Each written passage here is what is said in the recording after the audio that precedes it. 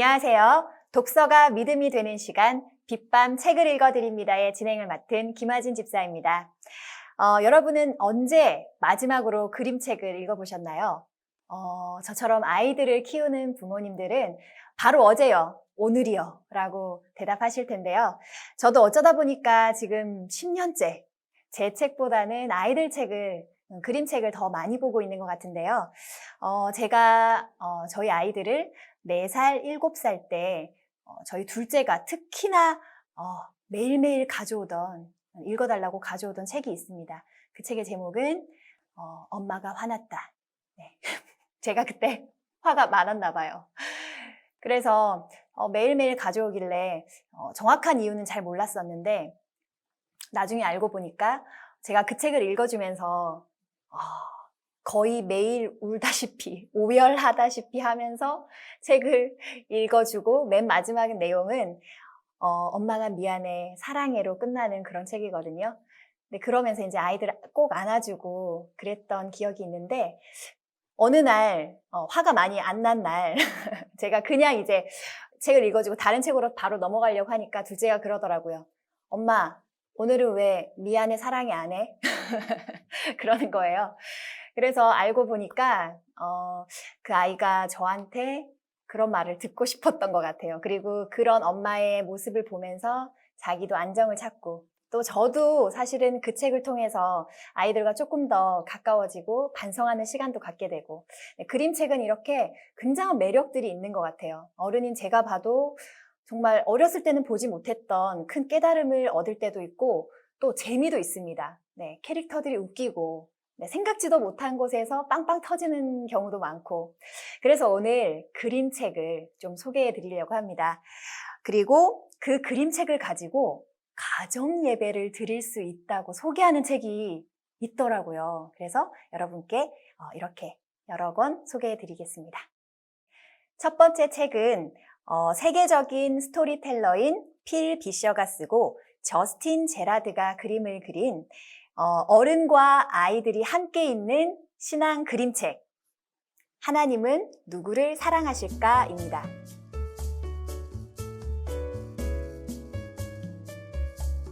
책은요 2006년도에 미국에서 출간되었고요 2008년도에 우리나라에서 처음으로 지금과는 조금 제목이 달랐어요. 더자가 들어갔습니다. 하나님은 누구를 더 사랑하실까라는 책이 나왔었고 그리고 제가 지금 들고 있는 책은 IVP에서 나온 2020년도에 나온 책입니다.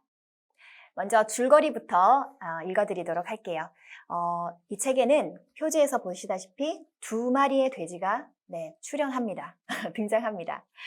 그래서 그 2 돼지가 어떤 캐릭터인지를 한번 읽어드릴게요. 노먼은 아주 착하고 훌륭한 돼지였습니다. 규칙을 지키고 열심히 일하는 것이 노먼에게는 언제나 쉬운 일이었죠. 남들이 보기에도 그랬고요. 노먼의 집은 항상 깔끔하게 정돈되어 있었습니다. 노먼은 언제나 최고의 모습을 보여주었답니다. 가난한 이들을 위해 기부도 했고 일요일에 교회를 빼먹는 일도 결코 없었지요. 노먼이 어렸을 때 선생님은 노먼을 아주 예뻐했습니다. 그리고 어른이 된 지금 노먼은 회사에서 사장님의 신임을 듬뿍 받고 있습니다. 노먼은 하나님도 자기를 아주 좋아하시리라 확신했지요. 어쨌든 노먼은 정말로 착하고 훌륭한 돼지였으니까요. 노먼은 누구나 자기만큼 착하고 훌륭한 돼지가 될 수 있다고 생각했습니다. 조금 더 열심히 노력하기만 한다면요. 그런데도 왜 더 열심히 노력하지 않는지 이해할 수 없었죠. 왼쪽 집에 사는 돼지는 시드니였습니다. 시드니에게는 술술 풀리는 일이 별로 없었습니다. 규칙이라든가 제도라든가 일정이라든가 하는 것들을 따라잡기란 그리 만만치 않았죠. 어떤 때는 제법 잘해나가고 있다고 생각했지만 금세 이런 또 실수를 했네 하고 실망할 때가 많았습니다. 시드니는 언제나 약속 시간에 10분씩 늦었고 아무리 공을 들여도 넥타이를 반듯하게 맬 수 없었습니다. 옆집에 사는 이웃과는 반대로 말이죠. 그 친구 이름이 뭐였더라? 학교에 다닐 때 시드니는 말썽을 일으켜서 선생님들을 실망시켰습니다. 회사에서는 사장님을 짜증나게 만들었고요. 시드니는 하나님이 시드니를 지켜보고 계시다는 것을 알았고 분명히 하나님도 자기에게 실망하셨을 거라고 생각했습니다. 하지만 누구보다도 시드니에게 실망한 것은 시드니 자신이었습니다. 왜 모든 일이 이렇게 어려운 거지? 왜 나는 옆집에 사는 그 누구였더라? 아무튼 그 친구처럼 해낼 수 없는 걸까? 어느 화창한 날 아침에 두 돼지 앞으로 편지가 도착합니다. 바로 하나님께 온 편지였죠. 네, 이 편지를 받고 실수투성이 시드니는 잔뜩 겁을 먹었고 착하고 훌륭한 노먼은 싱긋 웃으면서 약간 칭찬받지 않을까라는 기대감을 보입니다. 과연 하나님은 이 두 돼지에게 무슨 말을 하고 싶어서 부른 걸까요?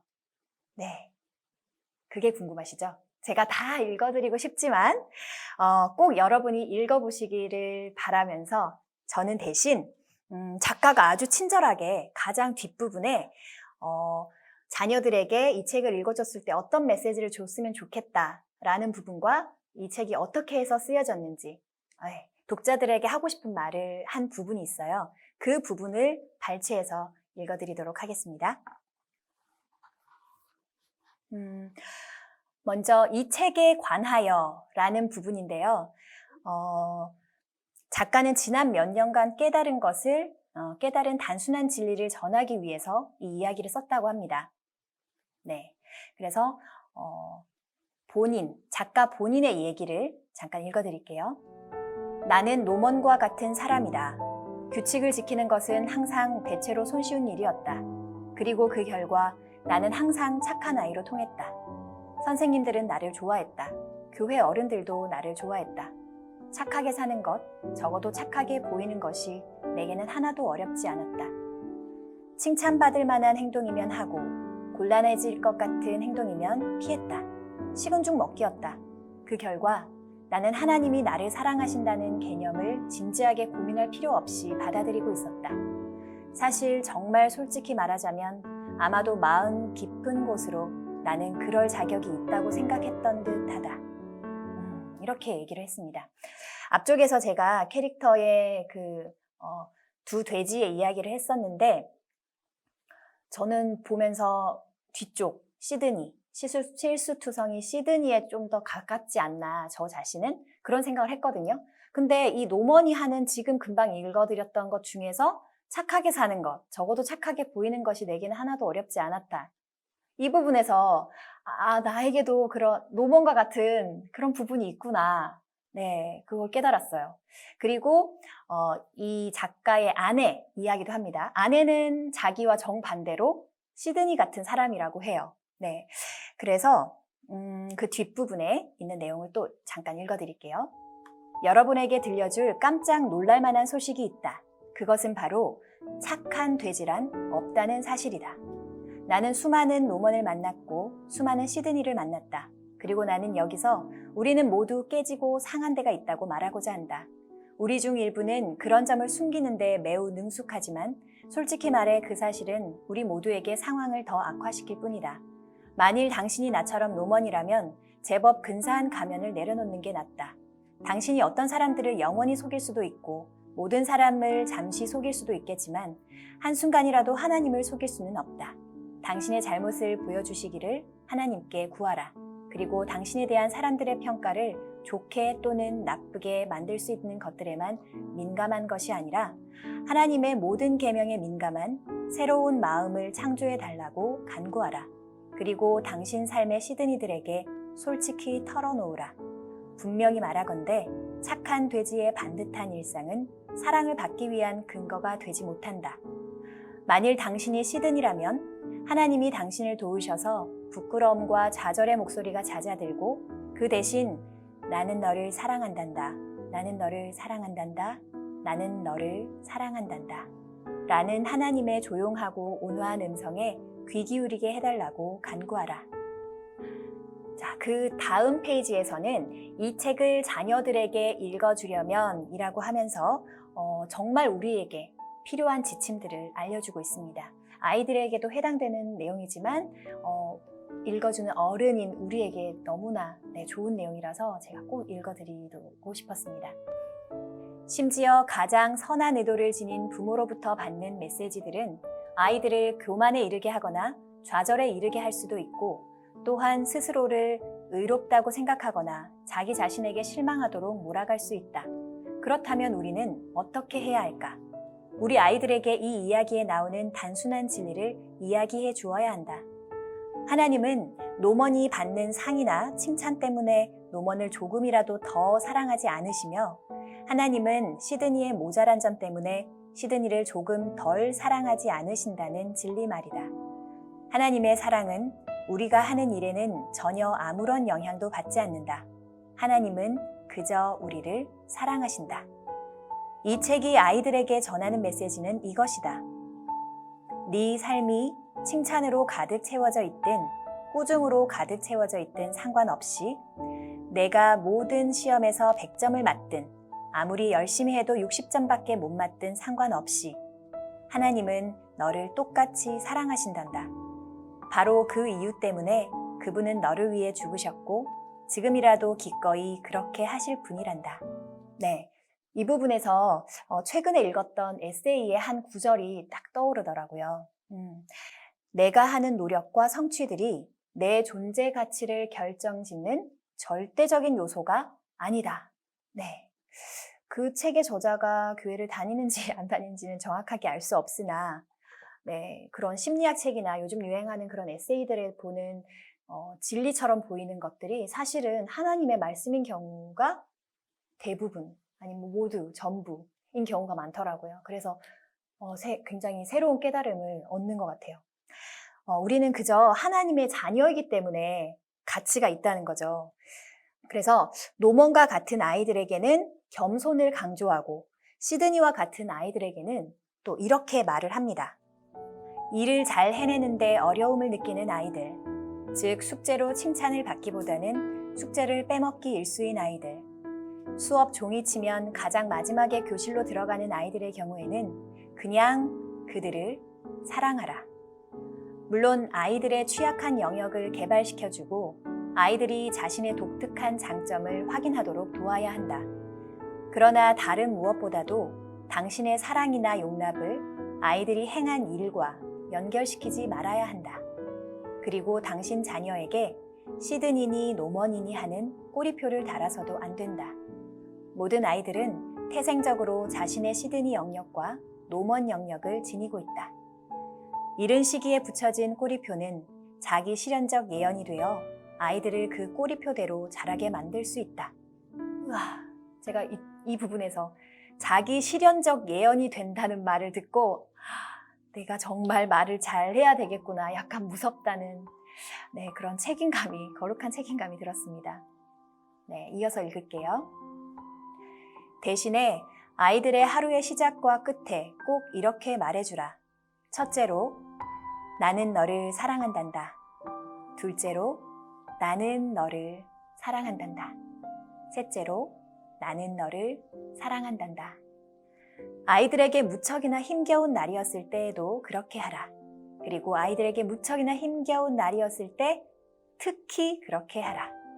그들이 자라면서 하나님의 눈동자에서 그분의 조건 없는 사랑을 발견하는 것이 훨씬 쉬워질 것이다. 아이들이 이미 우리 눈에서 그런 사랑을 발견했다면 말이다. 이렇게 끝이 납니다. 네, 그래서 우리나라 아이들이 학력 수준은 높은데 행복하지 않다고 말하는 아이들이 굉장히 많잖아요.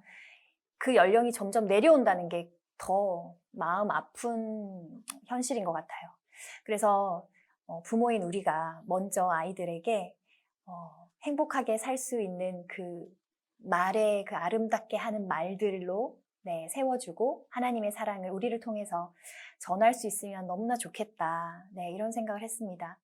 그러니까 우리는 나쁜 의도는 아니죠. 부모님은 항상 선한 의도를 가지고 있죠. 그래서 제일 첫 번째 읽어드렸던 선한 의도를 가지고 얘기를 하더라도 아이들을 교만에 이르게 하거나 좌절에 이르게 할 수 있고, 이런 사실을 모르고 있는다면은, 알고 있으면 조금 더 그쪽 방향으로 가기 쉬우니까 이런 책이 정말 우리에게 도움이 많이 될 거라고 생각이 듭니다. 이 책은요, 하나님에 대해서 좀 더 많이 알고 싶은 어린이들, 유아들에게도 당연히 좋고요. 자녀에게 하나님 닮는 사랑을 보여주고 싶은 우리 부모들에게, 그리고 이 책의 주제인 행위와 성과에 관계없이 하나님은 모두를 사랑한다는 진리를 새기고 싶은 그리스도인들 모두에게 추천드리고 싶고요. 그리고 자기 자신과 다른 이들을 하나님의 눈으로 바라보기 원하는 그리스도인들에게도 추천합니다. 네, 하나님의 조건 없는 사랑에 대한 진리를 되새기게 하는 따뜻한 그림책이었습니다. 다음은요, 제가 서두에서 말씀드렸다시피 그림책으로 드리는 가정예배라는 책인데요.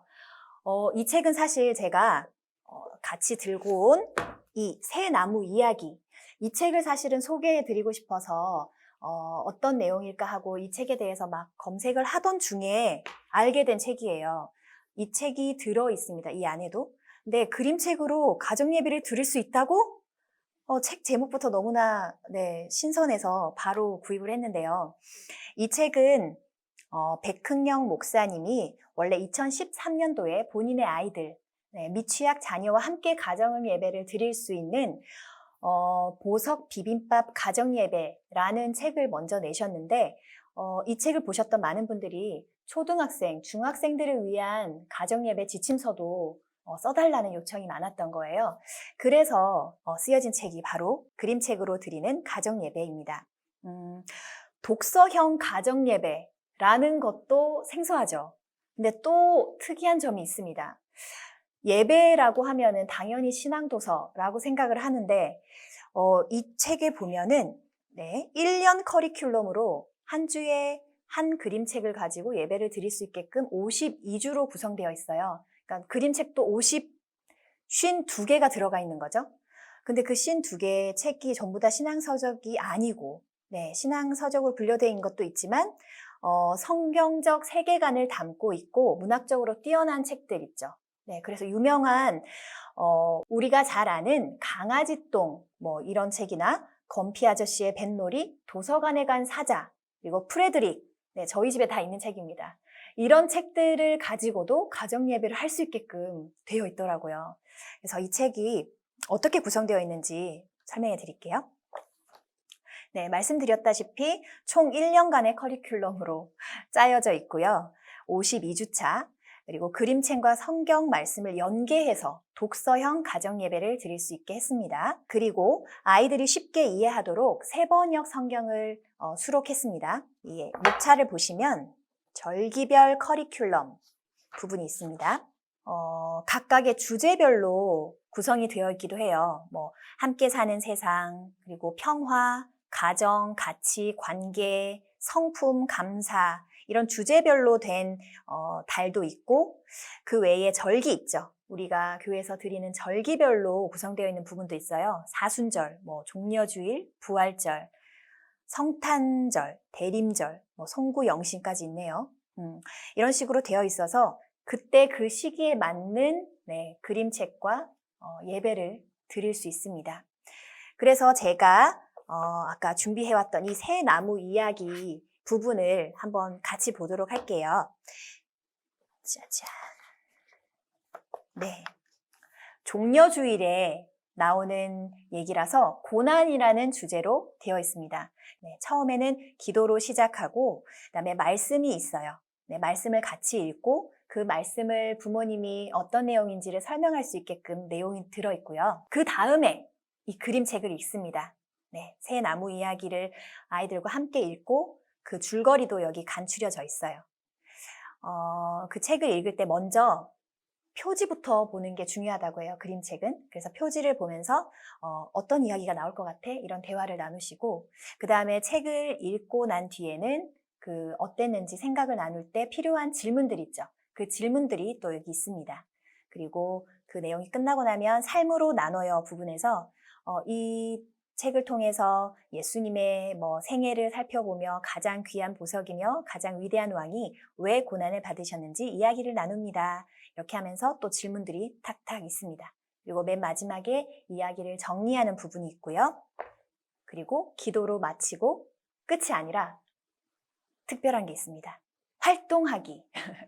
그림책 활동하기 어머님들은 많이 들어보셨을 텐데 활동하기가 두 가지 정도 있어서 아이들 연령에 따라서 선택할 수 있게끔 돼 있어요. 그래서 지금 이 새나무 이야기 부분에는 첫 번째로 나의 허물 돌아보기 하면서 아이들의 입으로 고백할 수 있는 내용들 있고, 두 번째로는 이게 나무 이야기다 보니까 새 나무 이야기로 책 만들기가 있어요. 활동하기가. 그래서 종이와 그 그림 그리는 그런 준비물이 필요해서 같이 아이들과 할 수 있는 이런 활동으로 끝나게 약간 유아동부 예배 같은 느낌으로 구성이 되어 있어서 이거 꼭 해봐야 되겠다 이런 생각을 했어요.